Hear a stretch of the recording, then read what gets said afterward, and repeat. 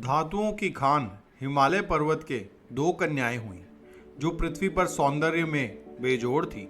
इन कन्याओं की माता मैना है, जो कि मेरू पर्वत की पुत्री और हिमालय की पत्नी है। हिमालय की बड़ी पुत्री गंगा और छोटी का नाम उमा पड़ा। इन त्रिपतका गंगा को देवताओं ने निज हित के लिए मांगा। हिमालय ने तीनों लोकों को पवित्र करने वाली और मनमाने मार्ग से जाने वाली गंगा को देवताओं को दे दिया। अब यह कहानी कि गंगा जी धरती पर वापस कैसे आई, सुनिए। अयोध्या के राजा सगर थे। उन्हें कोई पुत्र न था। उनके दो रानियां थी, केशनी और सुमति।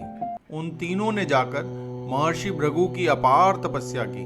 भृगु बोले, मैं तुम्हारी तपस्या से प्रसन्न हुआ। केशनी, तुम्हें वंश वृद्धि वाला एक पुत्र उत्पन्न होगा। सुमति, तुम्हें बलवान कीर्तिमान 60,000 पुत्र होंगे। प्रभु भृगु, हम आपका आशीर्वाद पाकर धन्य हुए। सुना तुमने केशनी, सुमति, हमारी तपस्या सफल हुई।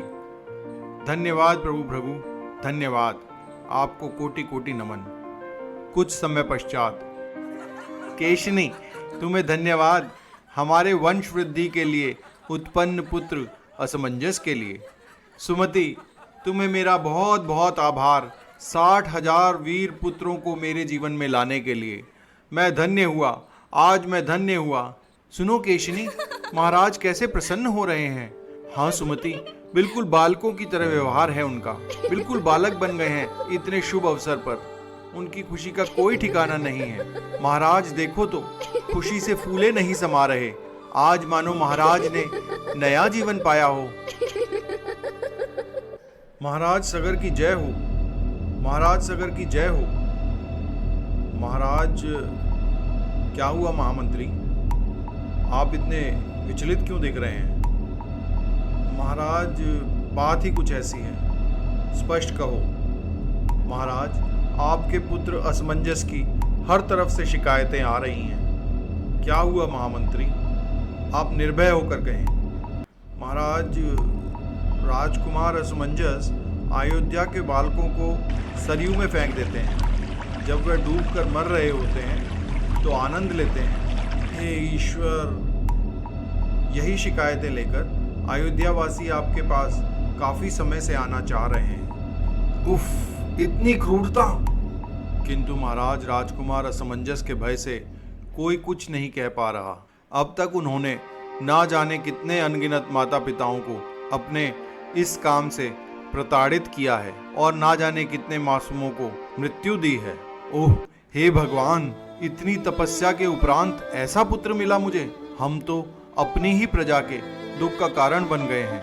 ओह हे ईश्वर, हे ईश्वर। असमंजस, इसी क्षण अपने पुत्र अंशुमान को छोड़कर इस नगर से निकल जाओ। हम तुम्हारा मुख भी नहीं देखना चाहते। देखो भाई, अंशुमन कितने पराक्रमी, ज्ञानी और धर्मात्मा हैं, एकदम विपरीत अपने पिता असमंजस के।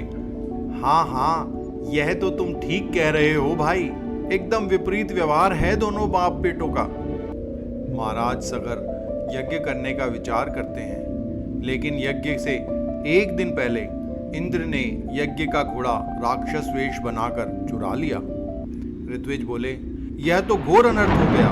बिना घोड़े के यज्ञ पूर्ण नहीं होगा महाराज। या तो यज्ञ का घोड़ा लेकर के आए, अन्यथा यज्ञ को त्याग दें। नहीं नहीं, मेरे 60,000 महाबली पुत्रों, मैं यहाँ यज्ञ दीक्षा ले चुका हूँ। तुम सब अभी जाओ और सारी पृथ्वी, आकाश, पाताल एक कर दो। मुझे मेरे समक्ष वह घोड़ा चाहिए। उन बलशाली 60,000 सगर पुत्रों ने पूरी पृथ्वी खोद डाली और पाताल तक पहुंच गए।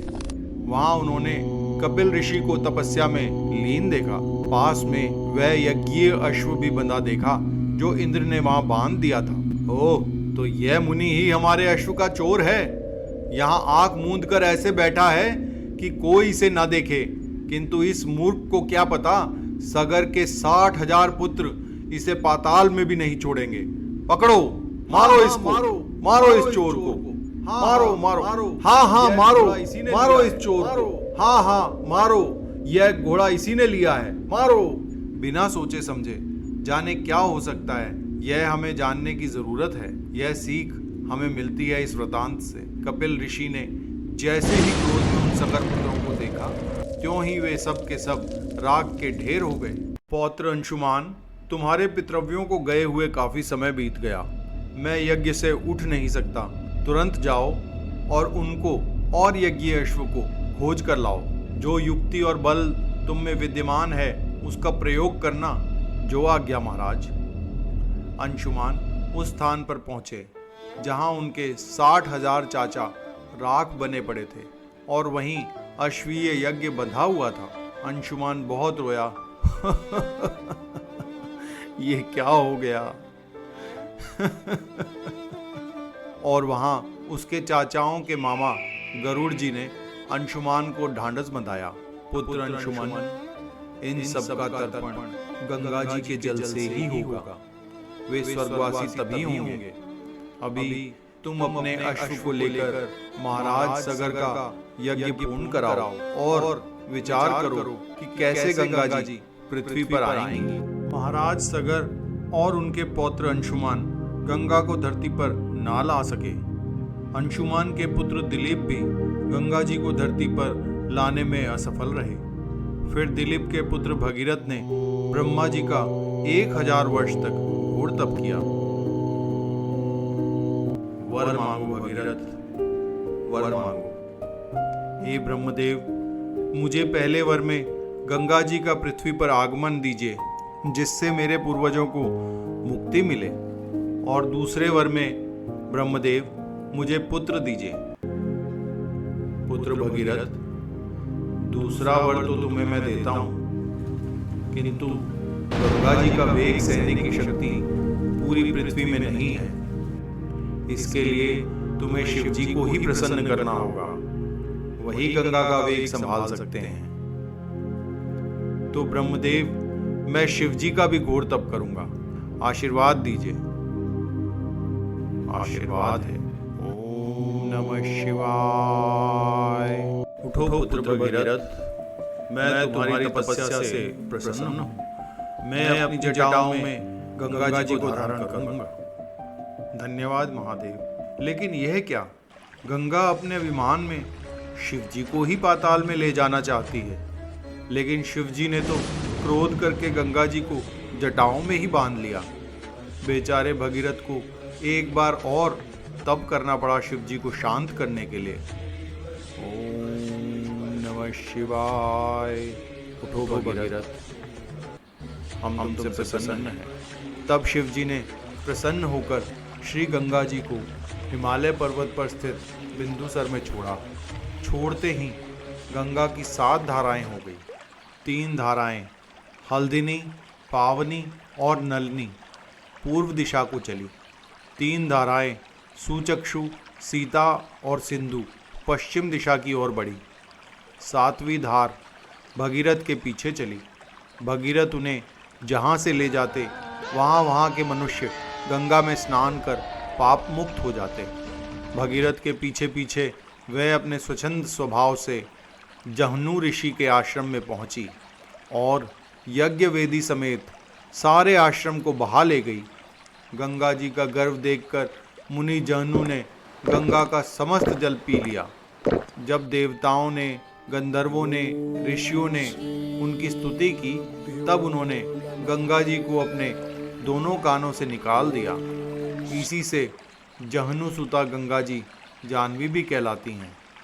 तब गंगा जी समुद्र के रास्ते रसातल गई और भगीरथ के पुरखों की ढेर को भिगो दिया। इसी से वह 60,000 पुरखे स्वर्गलोक को गए। तब ब्रह्मा जी ने भगीरथ को वरदान दिया, पुत्र भगीरथ, यह गंगा तुम्हारी ज्येष्ठ कन्या होगी और इसके 3 नाम होंगे, त्रिपथगा, भागीरथी और जाह्नवी।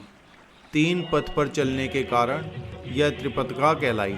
भगीरथ इनको पृथ्वी पर लाए, इसलिए भागीरथी कहलाई। ऋषि जहनु के द्वारा कान से निकाले जाने के कारण जाह्नवी कहलाई। जय गंगा मैया, जय गंगा मैया, जय गंगा मैया।